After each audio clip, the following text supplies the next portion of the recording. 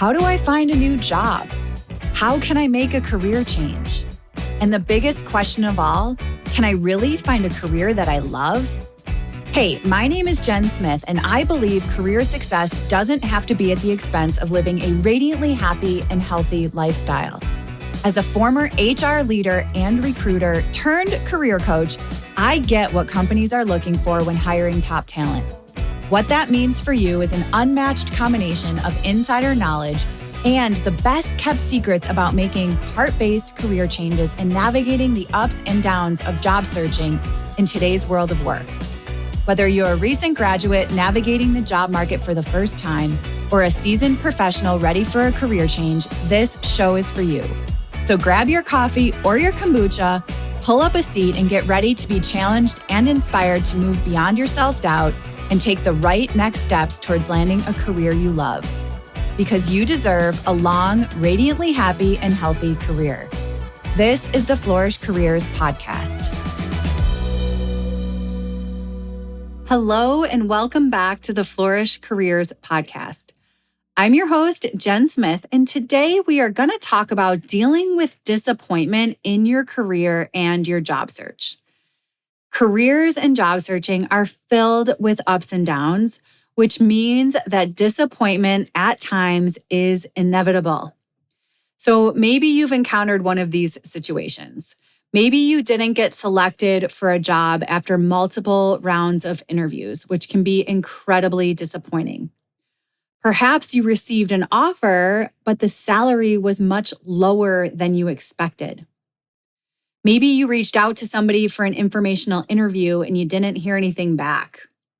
Or perhaps you were in the unfortunate situation of being laid off or being let go from a job.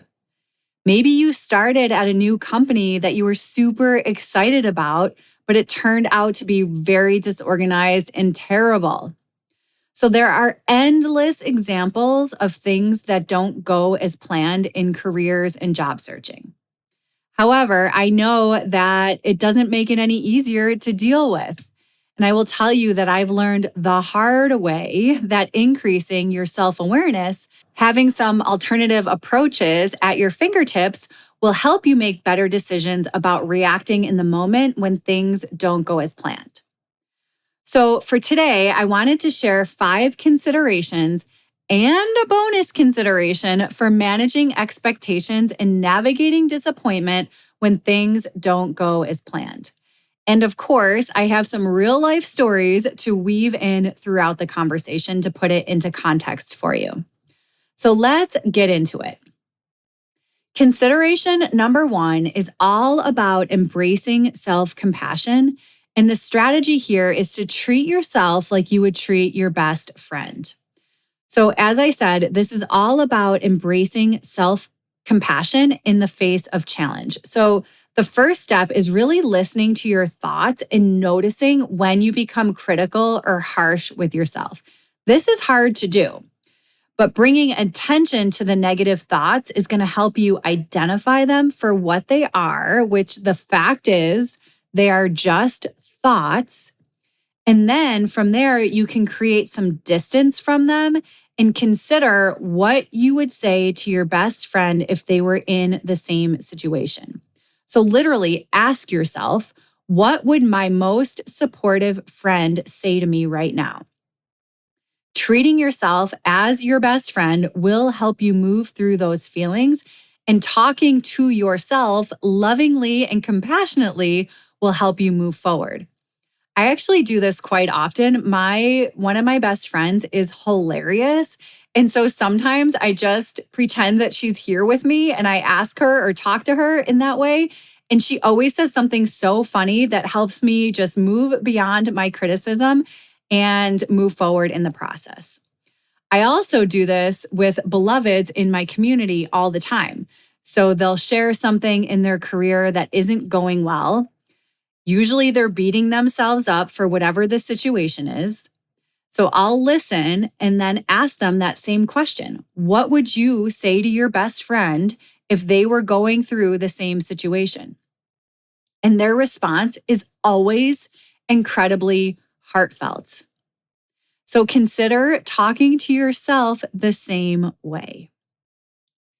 Consideration number 2 is specifically for when you're turned down for a job.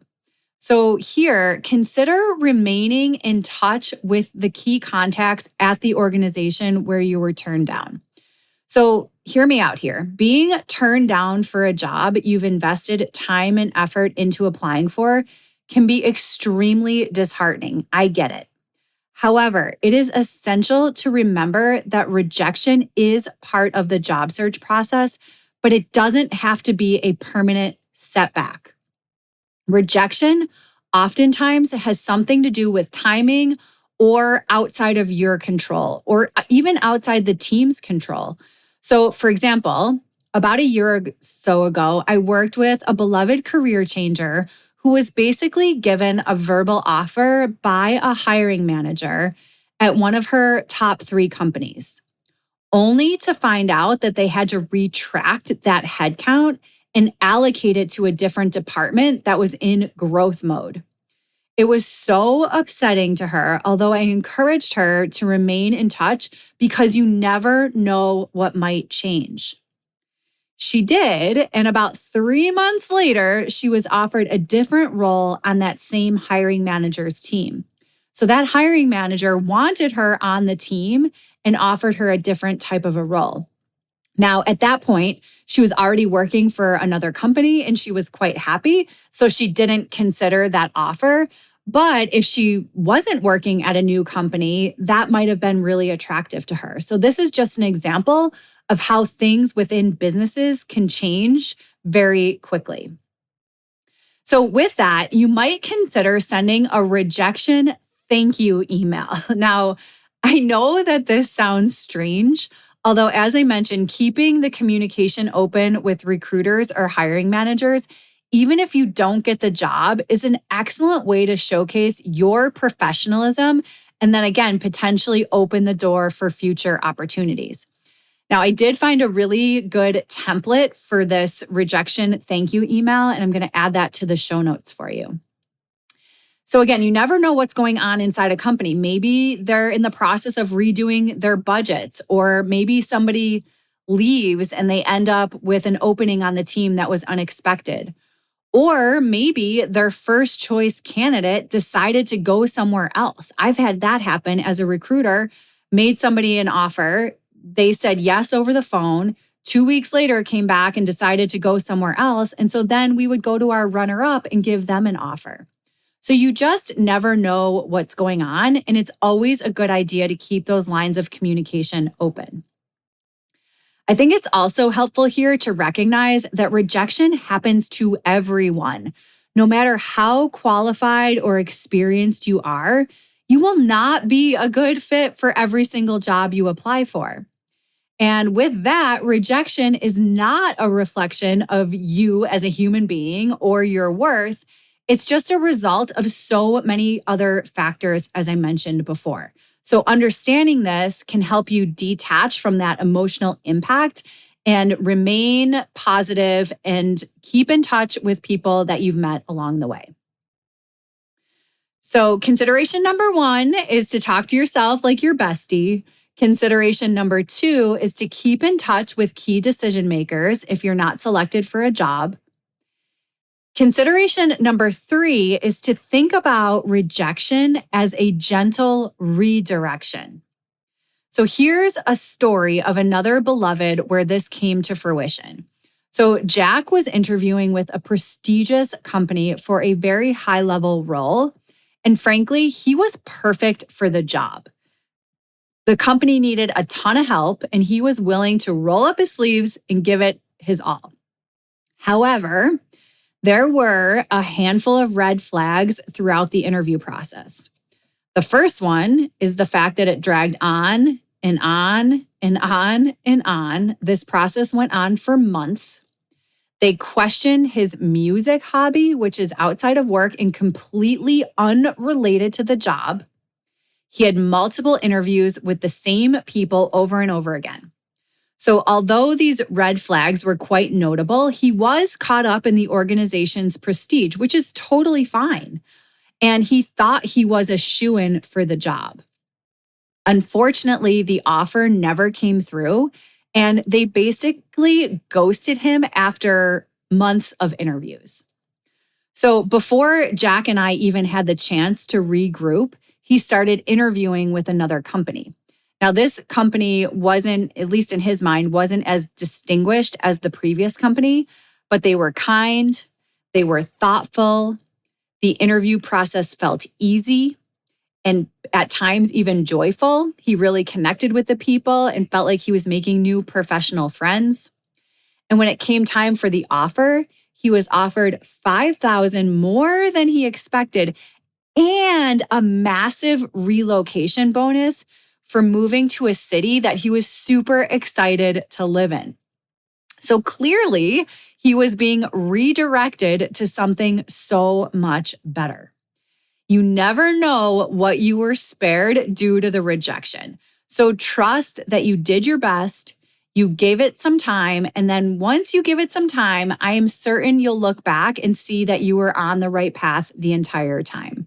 So remember that the universe has your back. And if you're in the job search process right now, write down these words: rejection equals redirection.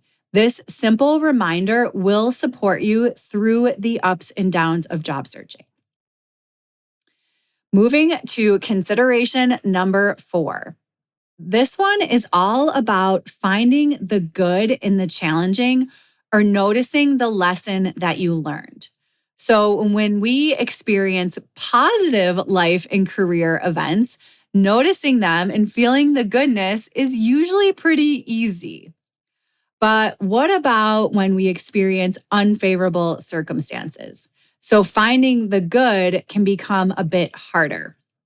Penny Pierce is an author, and she wrote the book called The Intuitive Way, which I'll add to the show notes, and I highly recommend it. And it talks about finding the gifts in the garbage. So this phrase has always stuck with me, and I'm hopeful it helps you as well. So thinking about the gifts in the garbage, I'd love to invite you to think back to a difficult time in your career and then start to notice. So what could you be grateful for during that challenging time? Or maybe there was a lesson that you learned, but maybe you didn't realize it when you were going through it. And now that you have some time to reflect, you can think about the lesson that you learned. Or perhaps you're going through a tough time right now and you could take a moment to step back and think about what that lesson might be. So I'm going to share a quick story here. This is one of my favorite stories. I was working with a beloved community member, Sarah, who had just graduated from college with a degree in marketing. She did great in school. She was a super high achiever and so eager to start her career. She couldn't wait to begin her job search. So we worked together on her resume, a cover letter. She had a really strong networking strategy. But despite her best efforts, she found that the job search process was much more challenging than she had anticipated. She applied to probably dozens of positions. She went on several interviews, but none of them panned out to a job offer. So she began to feel very discouraged and disappointed. She had worked really hard in college and thought that she was doing everything right. And frankly, from my perspective, she had a really strong plan, but things just weren't working out for her. So after a few weeks of feeling down, she decided to take a break from the search and focus on other things she enjoyed. So she never really took a break from college. She graduated and went right into the job search process. Right? She actually started the job search process before she graduated. And so she decided to take a break and she did some yoga classes. She volunteered at her local animal shelter. She read books and took classes on personal growth. And one day, while she was volunteering, she met a woman who worked in marketing for a local nonprofit organization. They struck up a conversation and Sarah mentioned her background in marketing. The woman was impressed and said that her organization was looking for a marketing coordinator. So Sarah immediately applied for the job. She was invited to an interview.